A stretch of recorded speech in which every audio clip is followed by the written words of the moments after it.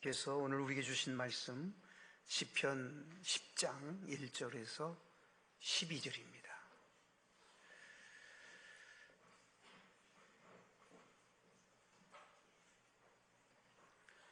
구약성경 809쪽이 되겠습니다.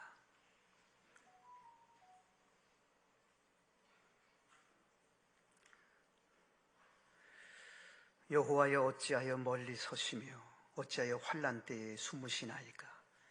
악한 자가 교만하여 가련한 자를 심히 압박하오니 그들이 자기가 베푼 꾀에 빠지게 하소서. 악인은 그의 마음의 욕심을 자랑하며 탐욕을 부리는 자는 여호와를 배반하여 멸시하나이다. 악인은 그의 교만한 얼굴로 말하기를 여호와께서 이를 감찰하지 아니하신다 하며 그의 모든 사상에 하나님이 없다 하나이다. 그의 길은 언제든지 견고하고 주의 심판은 높아서 그에게 미치지 못하오니 그는 그의 모든 대적들을 멸시하며 그의 마음에 이르기를 나는 흔들리지 아니하며 대대로 환난을 당하지 아니하리라 하나이다. 그의 입에는 저주와 거짓과 포악이 충만하며 그의 혀 밑에는 잔해와 죄악이 있나이다. 그가 마을 구석진 곳에 앉으며 그 은밀한 곳에서 무죄한 자를 죽이며 그의 눈은 가련한 자를 엿보나이다. 사자가 자기의 굴에 엎드림같이 그가 은밀한 곳에 엎드려 가련한 자를 잡으려고 기다리며 자기 그물을 끌어당겨 가련한 자를 잡나이다. 그가 굽으려 엎드리니 그의 포악으로 말미암아 가련한 자들이 넘어지나이다. 그가 그의 마음에 이르기를 하나님이 잊으셨고 그의 얼굴을 가리셨으니 영원히 보지 아니하리라 하나이다. 여호와여, 일어나옵소서. 하나님이여, 손을 두옵소서. 가난한 자들을 잊지 마옵소서. 아멘.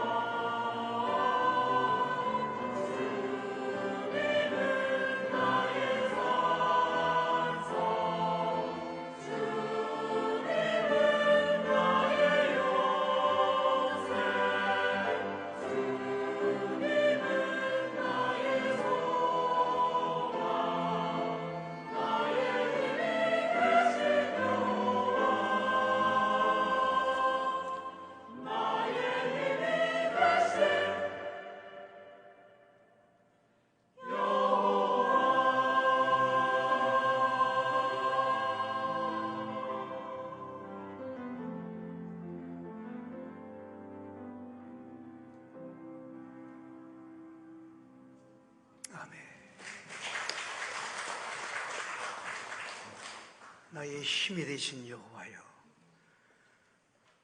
우리가 주님을 사랑합니다. 귀한 은혜로운 찬양으로 하나님께 영광 올려드리고 우리가 함께 은혜 받게 되어서 감사합니다. 시온 찬양대 위에 평강 주시고 은혜 더해 주시고 격려해 주시고 하나님께서 한 사람 한 사람 위에 강건하게 하여 주옵소서. 이 시간에도 주의 말씀을 사모합니다. 하나님 말씀을 베풀어 주옵소서. 예수님의 이름으로 기도드리옵나이다. 아멘. 한 동네 앞 뒷집에서 장례가 발생했습니다. 앞집에 돌아가신 분은 목사님이시고 뒷집은 총알택시 기사님이 돌아가셨답니다. 두 분이 10분 간격으로 돌아가셨는데 감사하게도 두 분이 다 천국에 들어가셨답니다. 먼저 목사님이 하나님 앞에 섰습니다. 목사님이 아무개 목사 왔구만 시큰둥히 하십니다. 근데 곧 이어서 총알택시 기사님이 들어오는데 하나님이 달려나가서 반갑게 맞으면서 끌어안으면서 잘했다고 그렇게 기뻐하면서 좋아하시더라는 거예요. 목사님이 가만 보니까 총알택시 기사님을 나보다 더 좋아하는구만 그렇게 생각을 하고 조용히 여쭤봤대요. 하나님, 나는 평생 좁은 길을 걸어왔는데 내 뒷집에 사는 총알택시 기사님을 내가 누구보다도 잘 아는데 어떻게 총알택시 기사님은 그렇게 좋아하시고 반갑게 맞습니까? 물었더니 하나님이 이렇게 말씀하시더라는 거예요. 너는 설교 시간에 교인들을 잠자게 했고 총알택시 기사는 말 그대로 총알처럼 운전을 해서 택시 타는 사람들마다 오 주여 도와주옵소서, 사고나지 않게 하여 주옵소서 기도하게 했으니까 내가 총알택시 기사님을 좋아한다. 믿거나 말거나 유머입니다. 오늘 예배 중에 혹시 주무시는 분이 계시지 않기를 바랍니다. 하나님이 좋아하는 사람이 있고요, 하나님이 싫어하는 사람이 있습니다. 이 세상에는 두 종류로 생각하면 되겠습니다.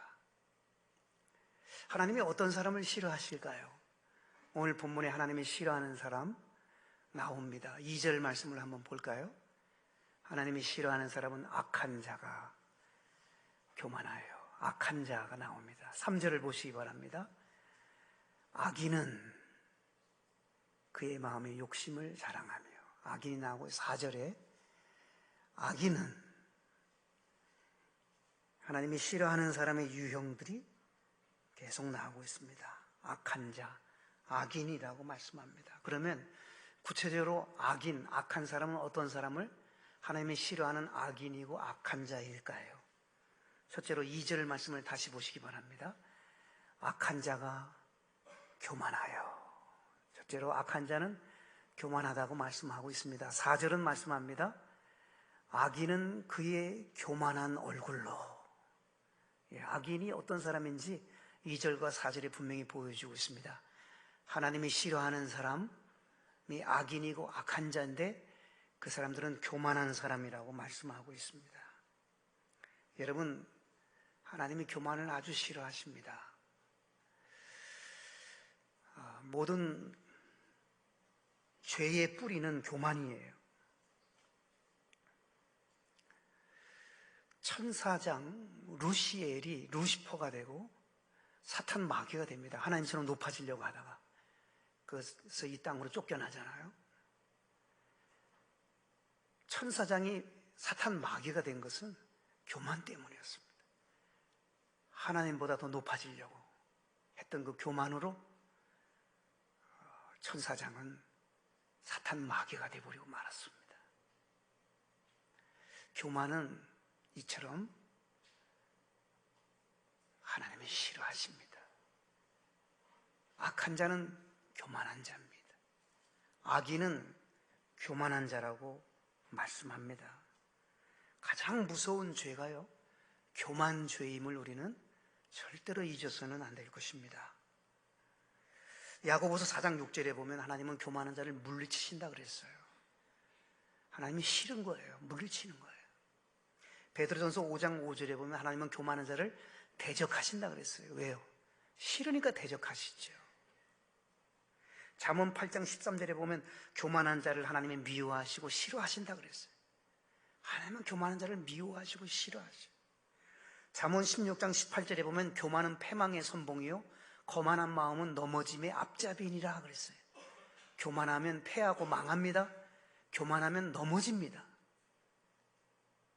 하나님이 싫어하는 사람이기에 하나님이 주시는 힘을 공급받을 수가 없어서 무너질 수밖에 없고,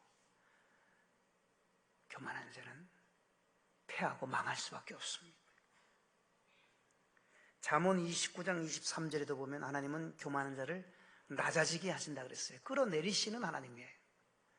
교만한 사람이 자꾸 올라가고 높은 곳에 올라가는 것을 하나님은 끌어내리신다고 말씀합니다. 고린도전서 4장 6절에도 보면 교만한 마음을 먹지 말아라 라고 말씀했습니다. 그렇습니다. 우리는 교만한 마음을 먹으면 안 됩니다. 교만한 마음을 먹으면 악인의 길을 가는 거예요. 악한 자가 되는 거예요. 하나님이 싫어하는 사람이 되는 거예요. 우리가 싸워야 할 것 중에 하나가 교만입니다. 우리는 올챙이적 시절을 잊어버리고 혼자 스스로 내가 된 것처럼 착각하는 교만을 버려야 합니다. 하나님이 하실 것인데 내가 하려고 하는 월권도 교만입니다. 하나님을 내 마음대로 움직일 수 있다고 착각하는 것도 큰 교만입니다. 가난한 사람을 업신여기고 힘없고 빼겁고 소외당한 사람에게 갑질하고 우습게 여기는 교만을 우리는 버려야 됩니다. 그런 사람은 하나님이 싫어하십니다. 그런 사람은 악인이고 악한 자라고 성경은 말씀을 합니다. 반대로 하나님이 좋아하시는 사람은 겸손한 사람입니다. 우리는 하나님이 좋아하는 사람 되어야 됩니다.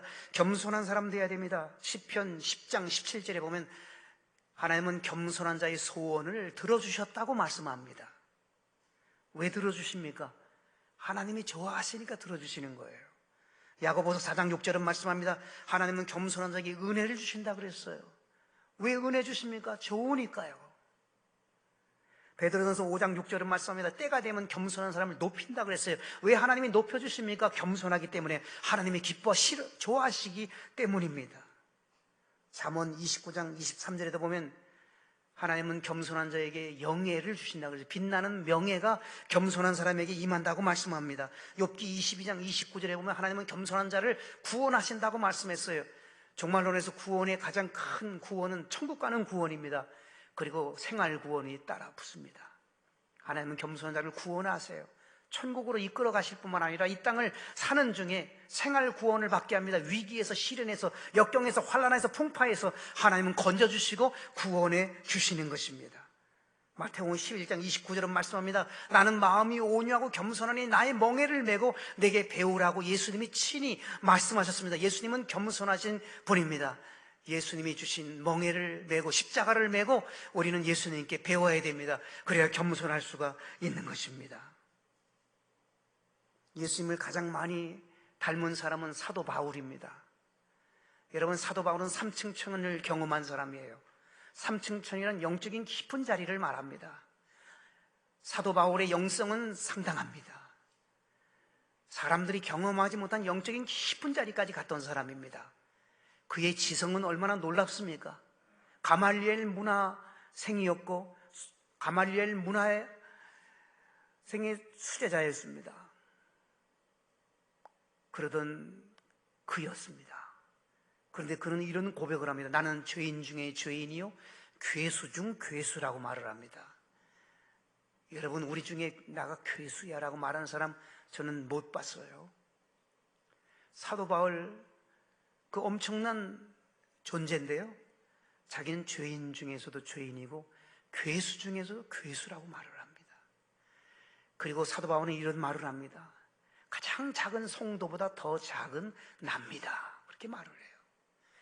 성도들 중에 가장 작은 성도보다 더 작은 나라고 그렇게 자신을 낮추는 겸손이 사도 바울에게 있었기에 하나님이 바울을 들었어요. 이름까지도 그 바꿨잖아요. 원래 사도 바울의 이름이 사울이었어요. 사울이라는 이름의 뜻은 크다, 바울은 작다야, 작다. 나는 작은 자라고 하면서 이름까지도 작은 자로 개명을 했어요. 겸손했던 바울, 하나님이 들어 쓰신 것입니다. 성경 13권을 쓰게 하시고 세계 선교의 효시를 이루는 사람이 되게 하셨고 무수히 많은 교회를 세울 수 있었던 그 원동력은 겸손으로부터 출발했던 것입니다. 하나님이 사도 바울을 들어서 쓰셨습니다. 겸손한 사람을 하나님은 좋아하셔요. 하나님은 겸손한 사람을 들어서 위대한 하나님의 역사를 이루신단 말입니다. 여러분, 겸손한 사도 바울을 보면서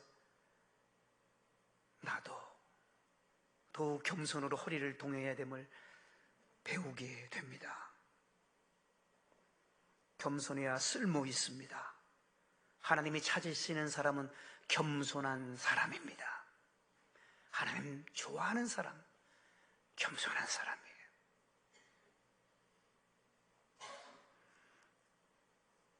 이제 하나님이 싫어하는 사람이 누구고 좋아하는 사람이 누군지 한 가지씩 봤습니다.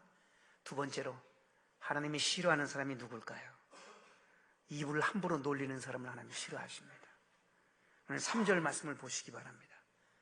오늘 3절 말씀 보면 악인은 그의 마음의 욕심을 자랑하며, 악인의 유형은 뭐냐면 자랑을 하는데 욕심을 자랑한대요.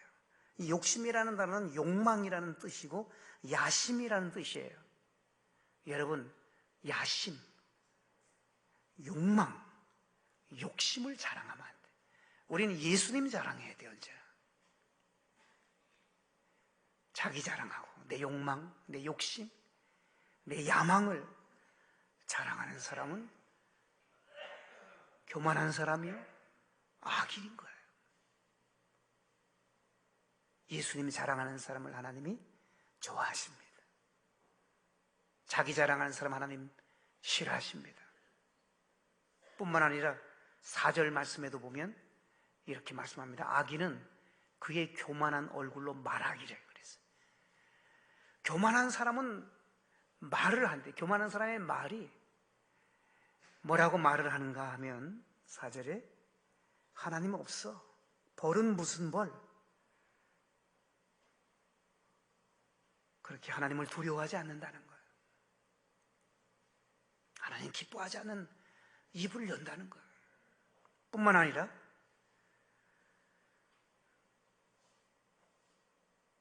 여러분 7절 말씀에 보면 자세히 나와 있습니다. 그의 입에는, 그의 입은 누굽니까? 악인, 악한 사람, 하나님 좋아하지 않는 사람의 입에는 저주가 있대요. 거짓이 있대요.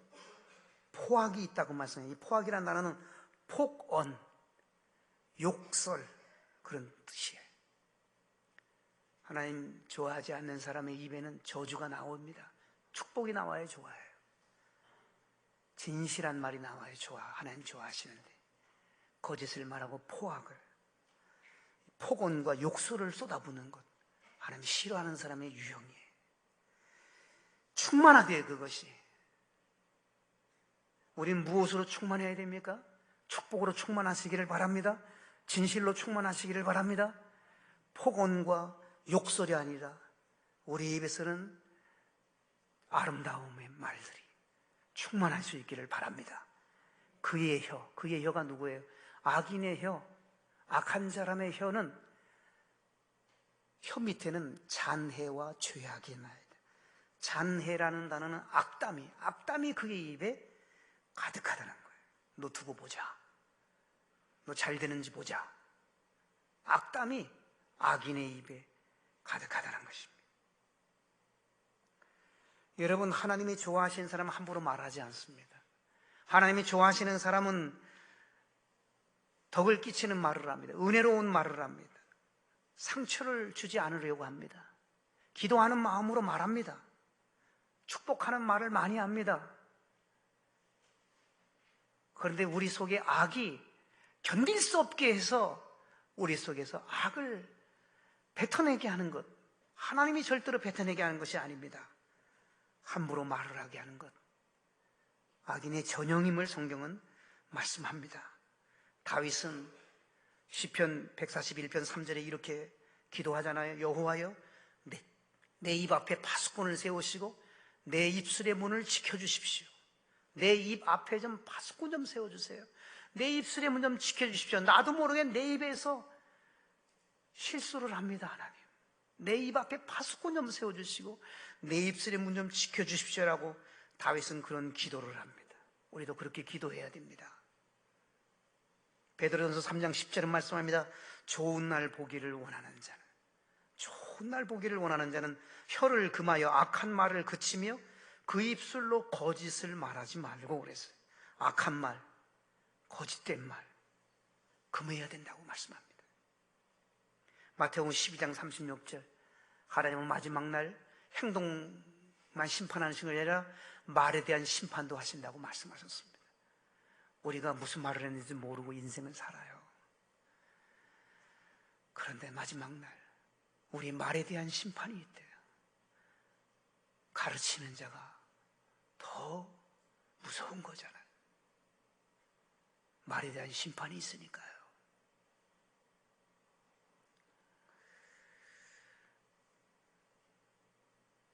실제로 있었던 이야기라고 합니다. 남편과 아내가 부부가 서울대학을 졸업했습니다. 남편은 하버드 대학에서 박사학위를 받았습니다. 아내는 예일대학교에서 박사학위를 받았습니다. 세계 최고의 대학에서 박사학위를 다 받아온 부부는 유명한 대학의 교수였습니다. 그 집에는 아들 둘이 있었습니다. 큰 아들이 아버지 어머니 그늘에서 아버지 어머니처럼 돼야 되는데 마음대로 안 되는 거예요. 열심히 공부했지만 안 되는 거예요. 서울대학을 갈 수 있는 성적이 아니에요. 그런데 하나님의 은혜죠. 그래도 연세대학은 합격을 했어요. 연세대학교 합격 증명서를 가지고 아버지 엄마 앞에 보이면서 연세대학밖에 못 들어가게 됐습니다. 그랬더니 아버지 어머니가 이렇게 말을 하더라는 겁니다. 서울대학도 못 들어가는 게 사람이냐? 그 말을 듣고 그 큰아들이 밤새도록 울면서 고민하다가 극단의 길로 갔답니다. 세월이 흘러서 작은 아들이 이제 고3이 됩니다. 아버지 어머니가 그 작은 아들에게 이렇게 말을 합니다. 열심히 해라. 죽기 살기로 공부해. 둘째 아이가 이렇게 말을 했답니다. 아버지 어머니 걱정하지 마세요. 시험 쳐보고 안 되면 형님 따라가면 됩니다. 그 말을 듣고 즐거울 하면서 그 아버지 어머니가 잘못했다. 서울대학 못 가도 좋다. 건강하기만 해다오. 극단적인 생각을 하지 말아달라고. 그렇게 울면서 매달렸답니다.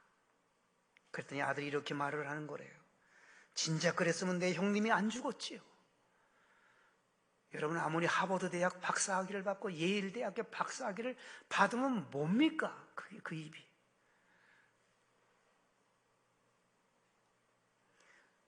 서울대학 가면 좋죠. 그러나 여러분 서울대학 간다고 다 성공합니까? 건강하게 자기 하고 싶은 거 하고 꿈을 펼치고 열심히 사는 것이, 누리면서 사는 것이 행복이고 하나님 원하시는 거지.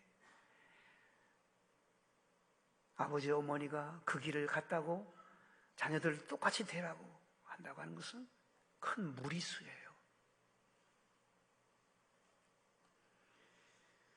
말 한 번 잘못해서 큰 어려움을 겪는 그러한 일들이 얼마나 많이 있는지 몰라요. 하나님 싫어하는 사람 되시지 않기를 바랍니다. 하나님 좋아하는 사람 되실 수 있기를 축복합니다. 내 입술의 문을 잘 지키시고 기도하는 마음으로 말하시기 바랍니다. 언제나 입에서 축복의 말을 하시기를 축원합니다. 남을 세우는 말을 해주세요. 격려하게 하세요. 그러면 인격이 고매하고 훌륭한 사람이에요. 끄집어 내리고 한없이 하면요, 그 인격이 성숙되지 않은 거예요. 하나님이 참 좋아하시는 사람, 그런 목사 되고 싶습니다.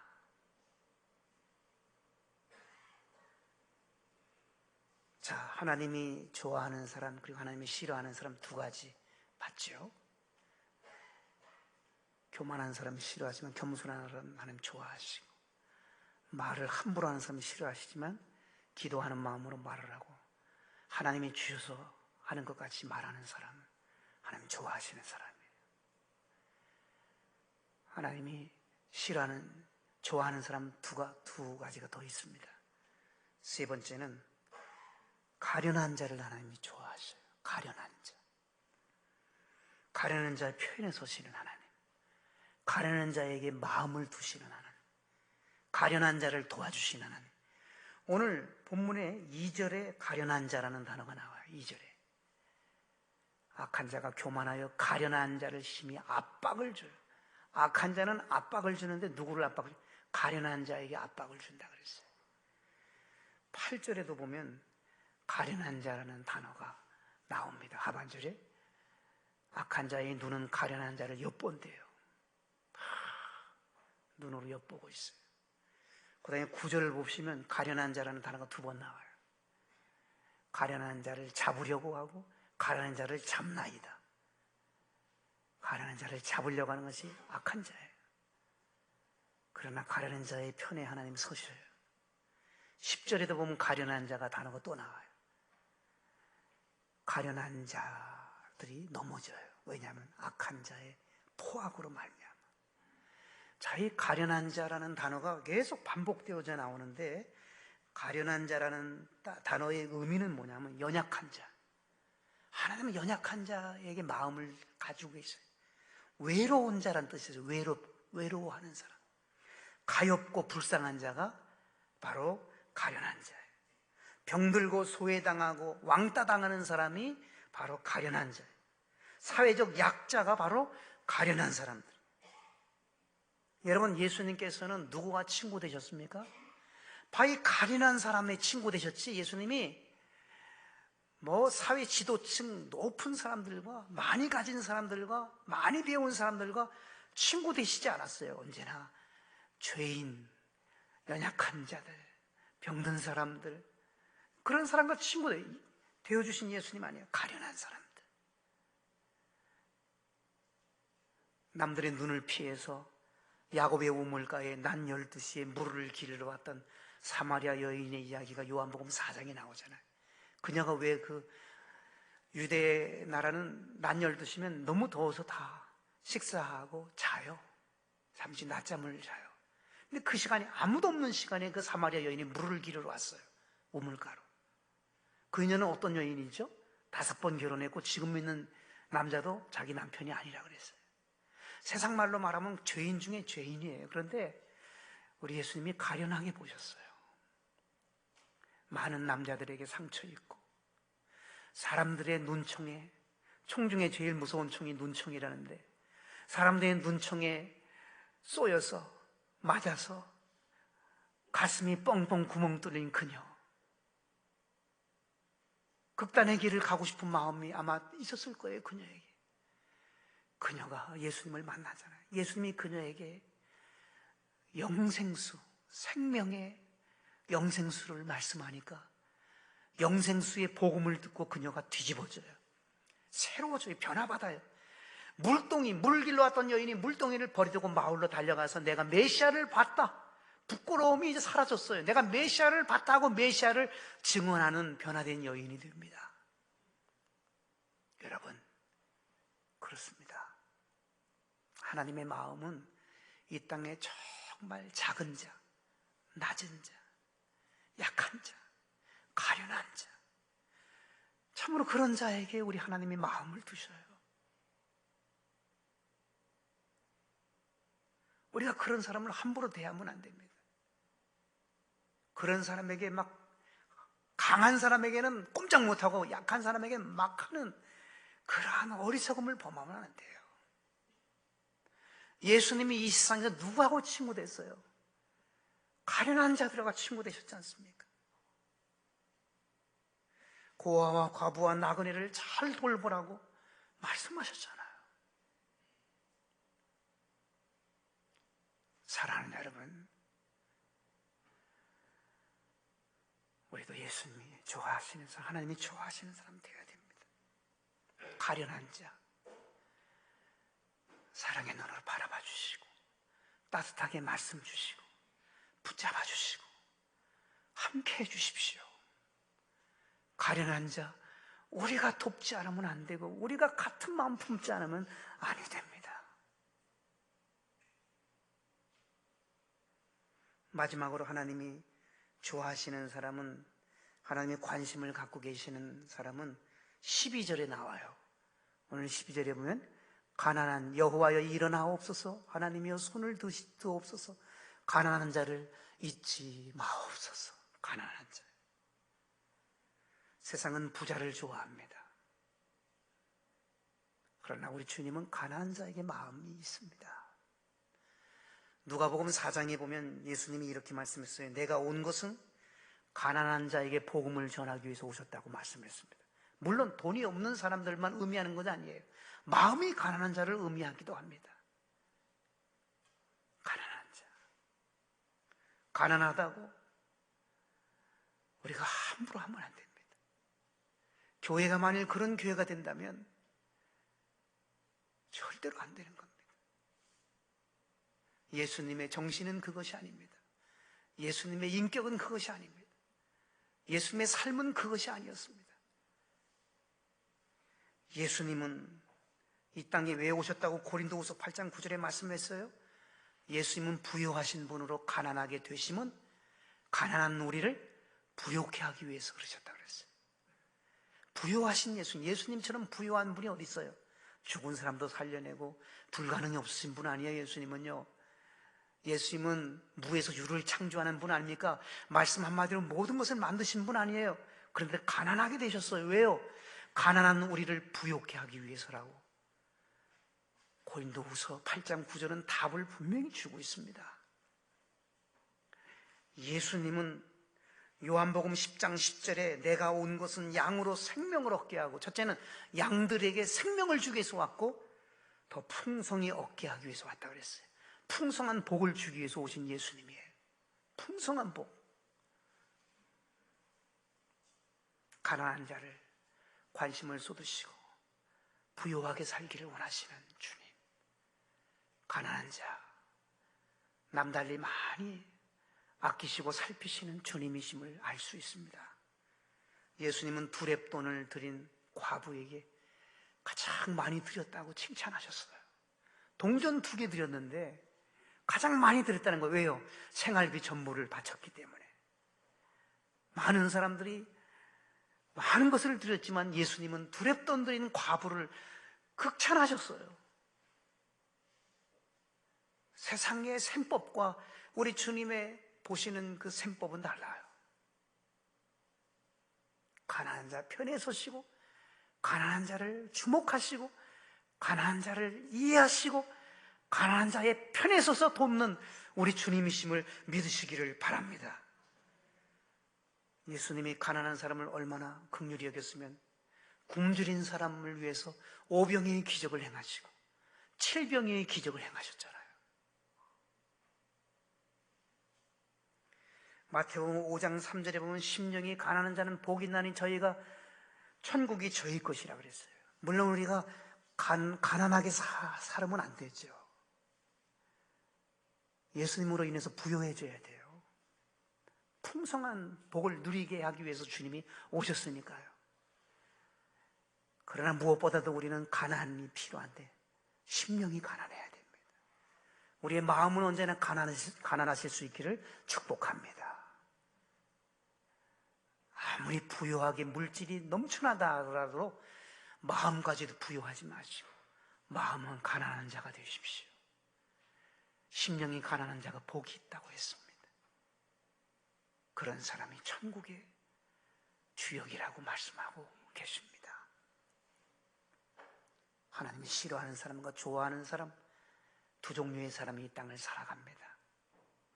오른편과 왼편으로 양과 염소를 나누듯이 하나님 싫어하는 사람과 좋아하는 사람을 나눌 수 있습니다. 하나님 좋아하시는, 하나님의 환한 미소로 우리를 바라보실 수 있는, 하나님 좋아하시는 사람 다 되실 수 있기를 예수님의 이름으로 축원합니다. 아멘.